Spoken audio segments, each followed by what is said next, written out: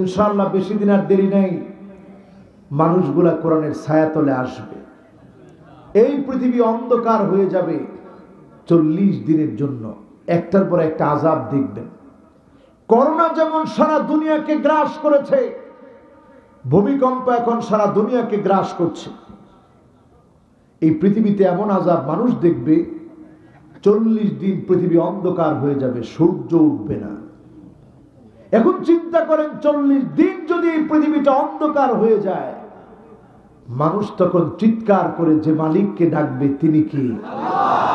আমরা করোনার সময় দেখেছি বহু খ্রিস্টান উপরের দিকে মিসকিনের মতো হাত বাড়িয়ে বলেছে, এই করোনা থেকে আর কেউ বাঁচাতে পারে না, একজন পারে, যিনি উপরওয়ালা, যিনি কে?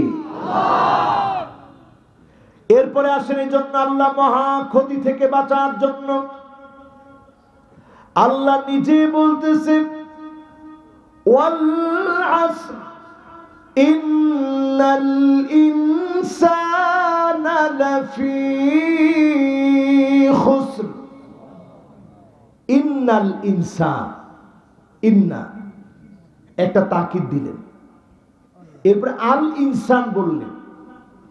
নিঃসন্দেহে সকল মানুষ অবশ্যই ক্ষতির ভিতরে আছে। এখন পৃথিবীর ভিতরে ক্ষতির ভিতরে আমরা আছি না নাই? মহা ক্ষতি হচ্ছে শিরকের ভিতরে থাকা। কারণ আপনি জিনা করেন গোপনে, ঠিক কিনা? সুদ খান গোপনে, মানুষ হত্যা করেন তাও গোপনে, জুলুম করেন তাও গোপনে গোপনে, মিথ্যা মামলা হামলা করেন তাও রাতের অন্ধকারে গোপনে। সব আপনি গোপনে গোপনে করলেন, কিন্তু যিনি আপনাকে খাওয়ান, যিনি আপনাকে সৃষ্টি করলেন, সে আল্লাহর সঙ্গে অংশীদার আপনি বানান। এত বড় অন্যায় আপনি প্রকাশ্যে করেন না গোপনে করেন? আর আসতে বলেন, প্রকাশ্যে না গোপনে? এজন্য আল্লাহ নিজে বলেন, ইন্নাশ শিরকা লাযুলমুন আযীম।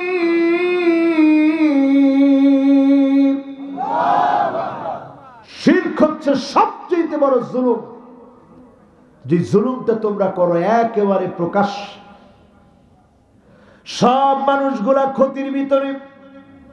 ক্ষতি কি জিনিস? শিরক হচ্ছে মহা ক্ষতি, জুলুম হচ্ছে ক্ষতি। আপনি যখনই জুলুম করলেন, কত বড় ক্ষতি করলেন চিন্তা করেন। মালিল যালিমিনা মিন হামিমি ওয়ালা শাফি'। জালেমের জন্য কোনো বন্ধু নাই, জালেমের জন্য কোনো শাফাআতকারী নাই। তাহলে যেই লোকটা জুলুম করেছে ওই লোকটা ক্ষতির ভিতরে আছে, ওই লোকটা ক্ষতির ভিতরে আছে, জাহান্নামের পথে আছে, ঠিক না বেটি? এরপরে তাকায় দেখবেন, আল মু'তাদুন, সীমা লঙ্ঘন করে অনেকেই, ক্ষমতার অপব্যবহার দেখায় অনেকেই, নিরপরাধ মানুষগুলাকে দোষী বানায় অনেকে, ইলহাকুদ দরার আলাল আখারিন, যে দোষ করে না, নির্দোষ। আপনি অপরাধ করে জেনে শুনে যদি আপনি আরেকজন নিরপরাধকে অপরাধী বানান, আপনি আল্লাহর শানে সীমা লঙ্ঘন করলেন, আল্লাহ আপনাকে ছাড়বে না, ঠিক না বেঠি? এরকম অপরাধী কি এখন আছে? এই আওয়াজ করে বলতে হবে, আছে। এরপরে দেখেন, ইত্তিবাউল কুফফার, বড় ক্ষতি হচ্ছে কাফেরদেরকে অনুসরণ। এটা একটু ব্যাখ্যা করা লাগবে। চলে যাবে? তাই তো দেখতেছি, যাওয়ার তো কোনো আলামত নাই। আলহামদুলিল্লাহ কর। 10-15 জন গেলে একটু মেজাজ টেজাজ খারাপ হইতো তাড়াতাড়ি। এই যে একজন মুরব্বী যাইতেছে, ও হুজুর আসতেছে। আচ্ছা বলেন, কাফেরদের অনুসরণ এখন আছে না নাই? আহারে মুসলমান, আমার ভাইরে যারা মারে, যারা ওই তুর্কিস্তানের উইগুরের মুসলমানদেরকে মদ পান করে ইফতারির সময় মদ পান করতে বাধ্য করে, 18 বছরের আগে যারা আমার উইগুরের যুবকদেরকে মসজিদে যেতে দেয় না, আমার মা বোনদেরকে যারা জোর করে বদ্দা বানায়, আল্লাহর কোরআন পর্যন্ত পড়তে দেয় না, এমন হাফেজে কোরআন আমার এই ক্ষুদ্র জীবনে মিশরে পড়াকালীন সময়ে আমি দেখেছি, যে নিজে বলেছে, হুজুর আমি কোরআনটা মুখস্থ করছি। দোস্ত, আমি কোরআনটা পড়েছি গর্তের ভিতরে বসে বসে, এই গর্তের ভিতরে বসে বসে কোরআন পড়ছি, তারা টের পায় না ওইটার ভিতরে কোরআন তেলাওয়াত চলছে। এমন হাফেজে কোরআন আমার জীবনে আমি দেখেছি যে বলেছে তারা বন্ধ করে ঘরের ভিতরে বসে বসে কোরআন তেলাওয়াত করেছে। ওই কাফেররা বুঝতে পারে না এই কোরআন তেলাওয়াত চলছে। এমন হাফেজে কোরআন আমার এই ক্ষুদ্র জীবনে দেখেছি যে বলেছে বাসের ভিতরে 2টা সিট নিয়েছি, এক সিটে আমি, এক সিটে আমার উস্তাদজি। আমার উস্তাদ তিনি আমাকে পড়িয়ে দিয়েছে, আমি বারবার পরে মুখস্থ করেছি, তাকে শুনিয়েছি, কিন্তু বুঝতে পারে নাই তারা এরই মধ্য দিয়ে যিনি কোরআন কারীমটাকে হিফজ করায় দিয়েছে তিনি কি। এইভাবে করে কোরআন কারীম হিফজ করেছে মুসলমানেরা। ওই উইগুরের দিকে তাকান মুসলমান, কাফেরদেরকে কেমন করে অনুসরণ করে, আজকে তারা আমার মা বোনদেরকে ধর্ষণ করে। ইরাকটাকে তারা তছনছ করে দিল, 15 লক্ষ মানুষকে শহীদ করে দিল। তাকায় দেখেন সিরিয়ার দিকে নতুন করে আবার মুসলমানদেরকে মারতেছে। 2011 সাল থেকে মার খাচ্ছে, আজ অবধি সিরিয়ার মধ্যে মুসলমানেরা মার খাচ্ছে। 2011 থেকে 2021 পর্যন্ত গুনতে গুনতে আমরা ক্লান্ত হয়ে গেলাম। 10টা বছর পার হয়ে যাচ্ছে, মুসলমান মার খাচ্ছে। আমার দেশে মায়ানমারের যে মুসলমানরা নিরপরাধ নিরস্ত্র মুসলমানরা এসেছিল, দুঃখজনক সত্য আজকে খ্রিস্টান মিশনারিরা অপতৎপরতা করে তাদেরকেও খ্রিস্টান বানায় ফেলতেছে, ঠিক না বেঠি? এই অবস্থা যখন চলছে আমার ভাইয়ারা, ক্ষতির ভিতরে আছেন কিনা বুঝবেন কিভাবে?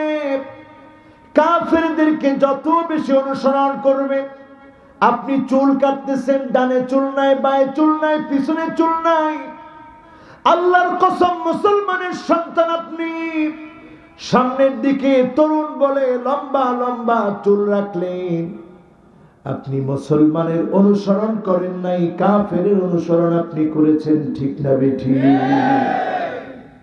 আপনার স্ত্রীকে আপনি টাকা দিলেন বুড়ো প্লাগ করার জন্য, আপনার স্ত্রী বুড়ো প্লাগ করেছে, লানাল্লাহুন নামিসা ওয়াল মুতানাম্মিসা, এই বুড়ো প্লাগ করার কারণে আল্লাহর লানত পেয়েছে। আপনার স্ত্রী ট্যাটু এঁকেছে, তিল এঁকেছে, সৌন্দর্য বর্ধনের জন্য একটা তিল দিয়ে আনলেন ঠোঁটের উপরে, আপনি মনে করেছেন সৌন্দর্য না, এটা সৌন্দর্য না, এটার কারণে ক্যান্সার হতে পারে, স্কিন ডিজিজ হতে পারে, কারণ এটাকে যিনি অপছন্দ করেন তিনি কে? লানাল্লাহুল ওয়াশিমা ওয়াল মুস্তাওশিমা, লানাল্লাহুল মুতাফাল্লিজা, দাঁতগুলাকে চেকুন করলেন, লম্বা করলেন, সরু করলেন, দাঁতের চিকিৎসা নিলেন ভিন্ন কথা, কিন্তু সৌন্দর্য প্রদর্শন করলেন, সৌন্দর্য দেখায় ঘুরলেন। বিশ্বাস করেন, আসিয়াতুন কারিয়া কাসিয়াতুন আরিয়াত, কাসিয়াতুন আরিয়াত মাইলাতুন মুমিলাত, কাসিয়াতুন আরিয়াত, কোন মহিলা? এমন মহিলা এখন গ্রামে গঞ্জেও দেখবেন, মেয়ে হয়ে প্যান্ট শার্ট পরে, মেয়ে হয়ে গেঞ্জি পরে, মেয়ে হয়ে শার্ট পরে, মেয়ে হয়ে প্যান্ট পরে। মান তাশাব্বাহা বিকাউমিন ফাহুয়া মিনহুম, খ্রিস্টানদের অনুসরণে, কাফেরদের অনুসরণে যখন এই ধরনের পোশাক আপনি দেখবেন, আপনি বুঝবেন সময় কাফেরদের অনুসরণের কারণে আজকে মুসলমানদের উপরে এত এত আযাব আসতেছে। ঠিক না বেঠিক? কলিজা ফেটে যায় যখন আমরা দেখি ভ্যালেন্টাইন্স ডে এর জন্য আমার মেয়েরা যখন ঘর থেকে বের হয়।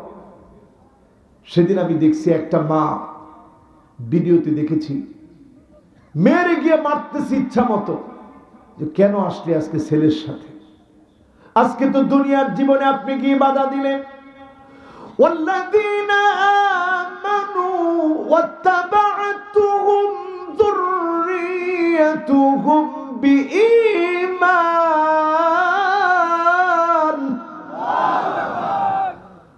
আলহাকনা বিহিম যুররিয়াতুহুম ওয়া মা আলাতনাহুম মিন আমালিহিম মিন শাই। সেদিন বাপ জান্নাতের মধ্যে দাঁড়িয়ে কাঁদবে। আল্লাহ জিজ্ঞাসা করবে, তোর চোখে পানি কেন? বাপ সেদিন বলবে, আল্লাহ কোথায় আমার কলিজার টুকরা সন্তান, কোথায় আমার মেয়ে? আল্লাহ বলবে, আলহাকনা বিহিম যুররিয়াতাহু, নিয়ে আসো তার সন্তানকে, তার মেয়েটাকে। লোকটা তাকায় দেখি কাঁদবে আর বলবে, আল্লাহ ও আমার আল্লাহ, সন্তানের গায়ে কেন জাহান্নামের পোশাক? এই সন্তানকে তো এত কষ্ট করে লালন পালন করেছিলাম, এত কষ্ট করে কামাই রোজগার করে খাইয়েছিলাম, মাথার গাম পায়ে ফেলে ইনকাম করে খাইয়েছিলাম, আজকে এই সন্তান জাহান্নামের পোশাক পরা কেন? আপনার অসতর্কতার কারণে সন্তানগুলোর জন্য সেদিনও আপনি কাঁদবেন। ঠিক না বেঠিক? সুতরাং মা বাবা যারা এখানে বসা আছেন, আমরা অনেক সময় খালি ছেলেদেরকে ওয়াজ করি, মা বাবার লোকে সুন্দর ব্যবহার করবা, ভালো ভালো ফল কিনে খাওয়াবা, মাথা নোয়ায় কথা বলবা। শুধুমাত্র সন্তানদেরকে ওয়াজ করে শেষ করা শেষ নয়, বরং মা বাবাদের জন্য ওয়াজ দরকার। আপনি আপনার সন্তানের হাত চেপে ধরে তাকে বোঝান, তাকে জাহান্নামের পথে যেতে দিন না। ঠিক না বেঠিক? একটা মোবাইল যদি সন্তান ভেঙে ফেলে, আপনি তার সামনে গিয়ে রাগ দেখাবেন, গর্জে উঠবেন, প্রয়োজনে আপনি থাপ্পড় মারার চেষ্টা করবেন, কিন্তু আপনার সন্তান ওই 14 ফেব্রুয়ারি ভ্যালেন্টাইন্স ডে পালন করতে গিয়ে জাহান্নামের জন্য প্রস্তুতি নিচ্ছে।